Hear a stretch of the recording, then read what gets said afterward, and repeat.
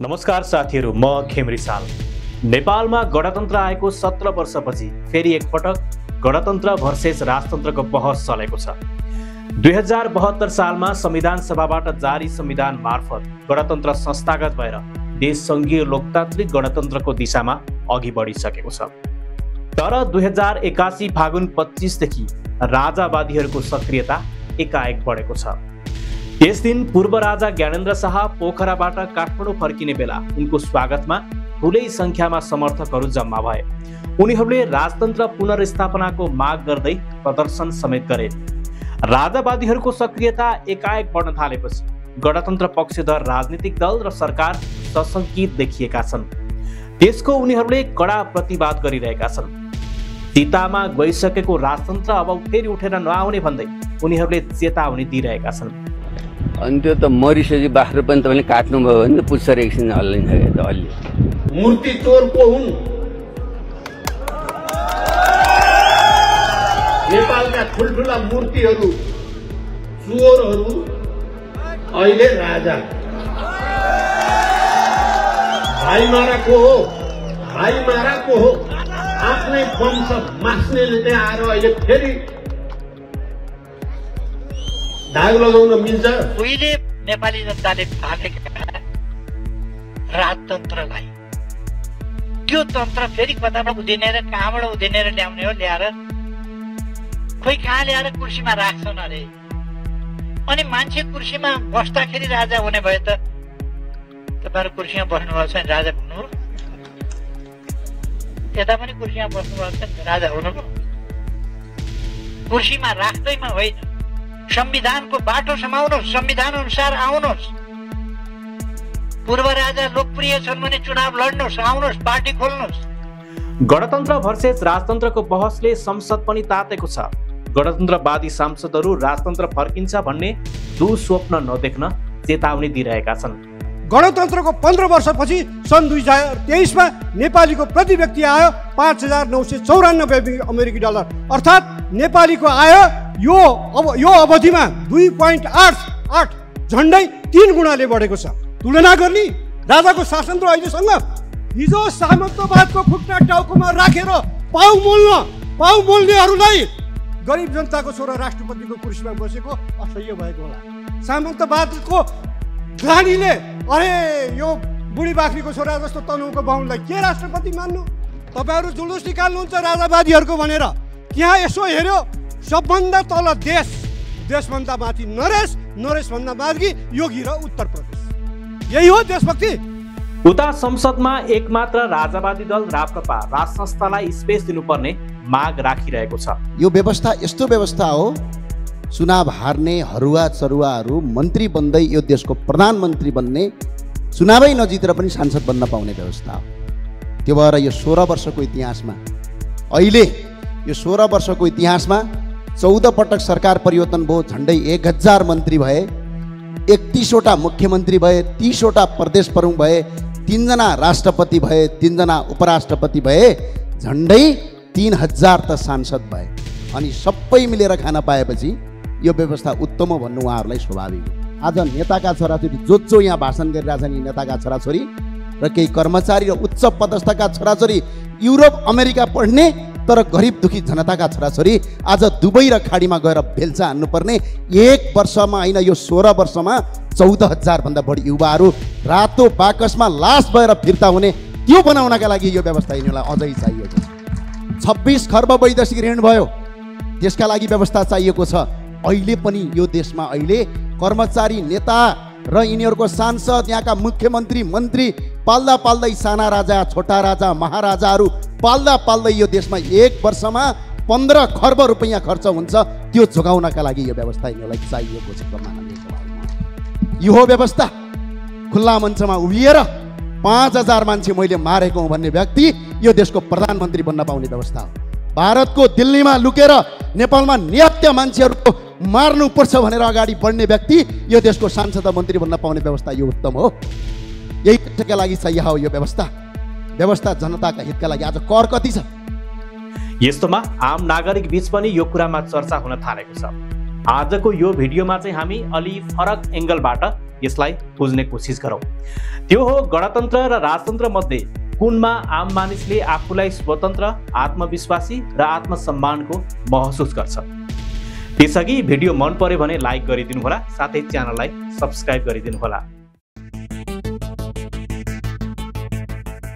कुनै समय विश्वभर नै राजतन्त्रको युग थियो, तर समयक्रममा लोकतान्त्रिक प्रणालीको अवधारणा आएसँगै गणतन्त्रात्मक शासन व्यवस्था अपनाउने देशहरूको संख्या अहिले अधिक छ।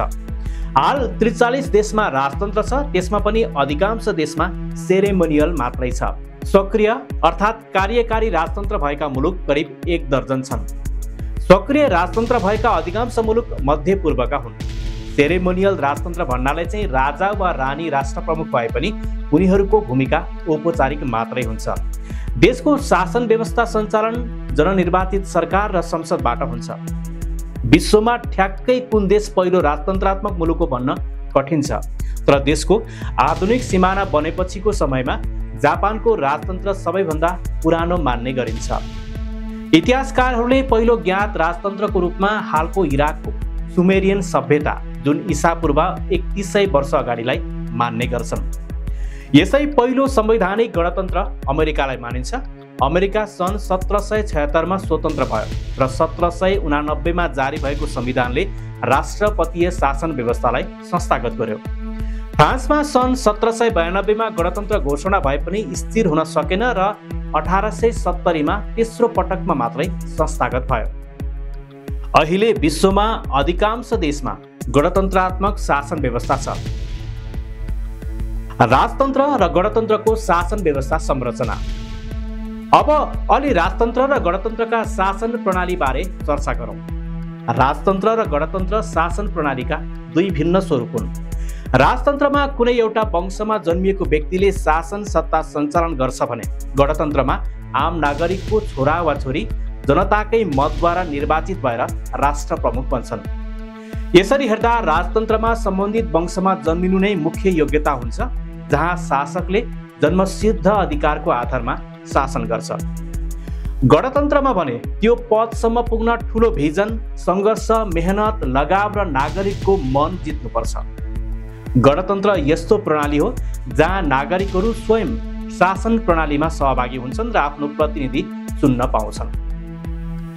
यति कुरा बुझेपछि मानसिक रूपमा पनि कुन शासन प्रणालीले मानिसलाई बढी प्रोत्साहित र आत्मसम्मान दिन्छ भन्ने बारे पनि विश्लेषण गरेर हेरौँ है त।